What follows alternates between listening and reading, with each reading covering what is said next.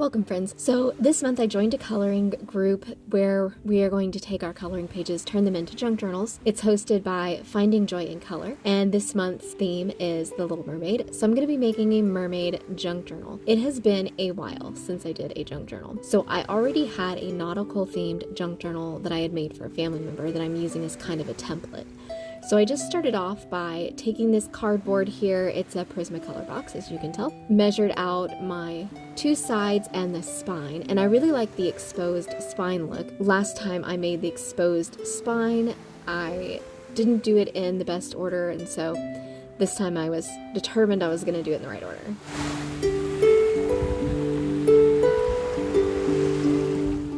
I use this teal kind of canvas fabric. I put that on the spine, and then on the outside I've got this map style fabric.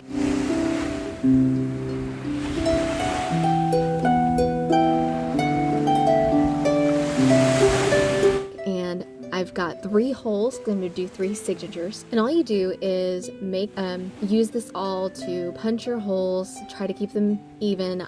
Measuring is always a good idea here. And then I have this grommet tool that will do these like eyelets, and I've got a really cheap set here. It's kind of like a hole punch. If you suffer from any kind of arthritis or anything, they do make some where you kind of push them down like a lever, so there are some better options out there if you struggle with arthritis.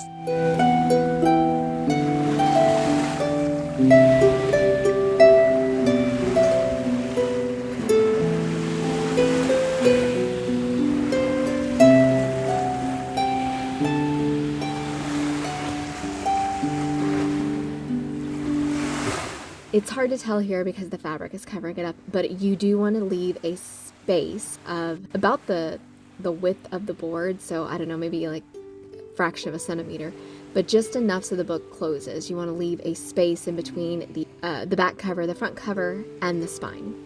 The teal is going to be on the inside, and the black is for the outside. Cut that to size.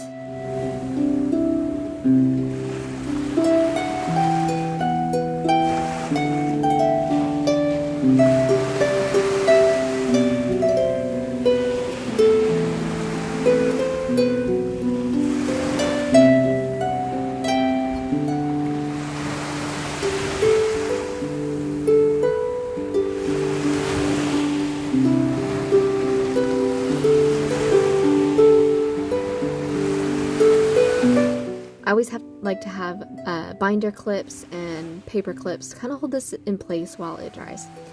And then I went through my scrapbook paper and picked out some pieces of scrapbook paper, and then I had these other scraps that I had tea dyed, and every time I have a piece of scrap paper I just kind of tea dye it and set it aside to use for later.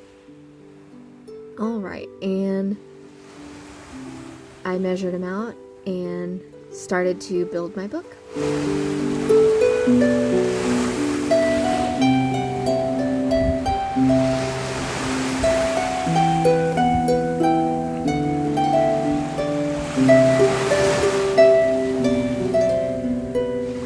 So on a lot of these scraps, they are not the right size. I don't mind that at all. Actually, I think it makes the book look a little bit better. So for these that are not long enough, I just fit them in the book like this, either up at the very top or at the very bottom, so I can get at least 2 of the rows in there to give it some stability. What you don't want to do is have a short piece right in the middle that only is attached by one little tiny hole. So you want to make sure it's at least big enough to get into 2 of the holes so that it's good and stable. But if it doesn't reach the exact length, I actually think it makes the book look a little more, I don't know, I just aesthetically I like the look when it doesn't all match up perfectly. Alright, so I kind of pulled the papers apart and put about 5 pages per signature, so that makes about 10 pages when you're flipping through. And I like to leave plenty of room for actually journaling, because I do see a lot of junk journals that have no space for actual journaling, which I always think is really weird because it's not actually a journal, it's just literally putting trash in a book. So I do try to leave plenty of room for actual writing and journaling.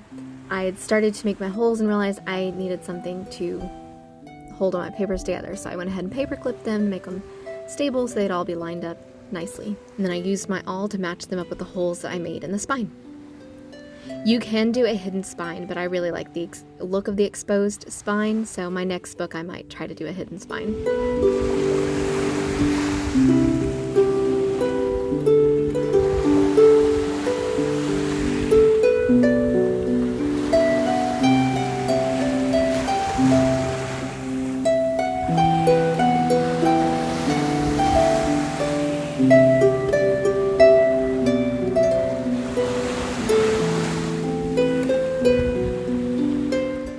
On the string, it needs to be about 3 times as long as the length of the book, and you're going to go through the middle, then to the bottom, then to the top, back to the middle.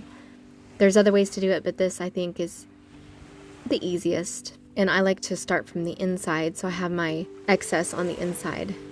If you start from the outside, that's totally fine. Just be aware you're going to have some excess there, which you might want to put some dangles or jewelry or beads or something on it. So if you want to do that, that's totally fine. Just something to be aware. So for this month, every Monday, I'm going to have a video for this junk journal. Today, I'm going to be doing the book build and the cover.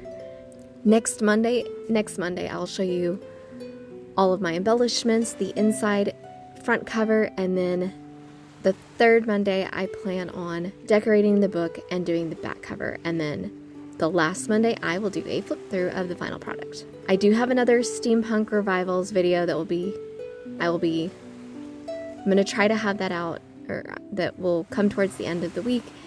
I had to order some stuff to finish it, so it is taking me a bit longer than I had initially planned. Hopefully Thursday or Friday, I'll be able to get that out to you guys.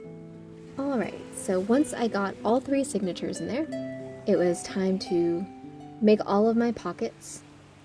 And you can do this as you go, but I like to actually do all the pockets as soon as I get the pages in there, because it just seems like it takes less time. Most of the symbol pages I leave blank, and the pattern pages is where I do all of my pockets for all the extra stuff, because I want to make sure there's plenty of room for actual journaling. And for the pockets, I just used all the pieces that I cut off for the scrapbook paper that I cut down to size to fit in the book, and then I used the excess for the pockets. When I started doing the pockets, I realized that I made this book too small, so my next one is definitely going to be bigger than this one, because these pockets are absolutely tiny, so I'm going to struggle with finding things that are going to fit in them. I do have some small objects that should fit okay, but it's going to be a challenge, I know. And all of my papers are map themed, and got, and blues and teals. If you like this video, make sure you like, comment, and subscribe, and don't forget to stay until the end where I do all the embellishments and decorations on the front cover. I do have a timestamp down below if you just want to see the front cover.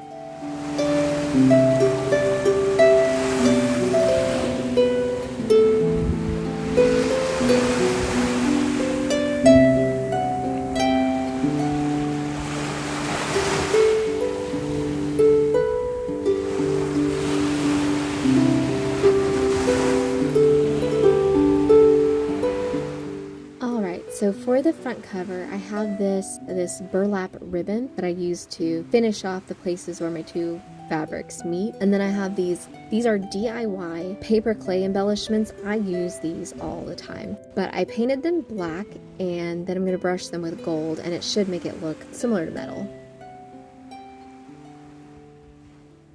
And here is a reference of a front cover that I did for other junk journals, so you can kind of see the metal style.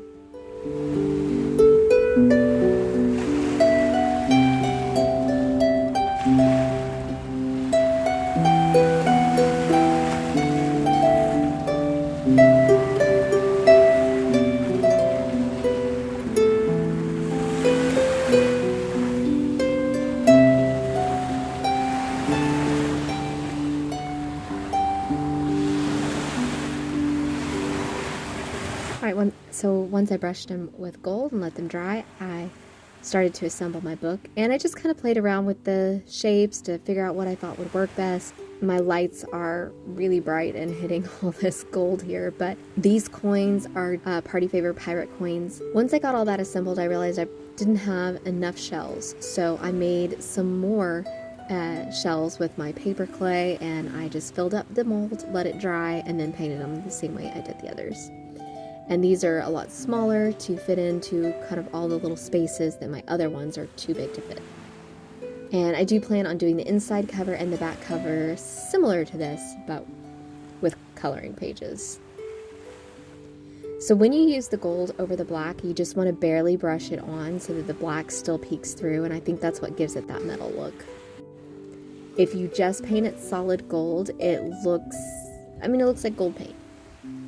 So something about having that black undercoat and just barely brushing it with the gold, I think, is really what gives it that metal-ish look.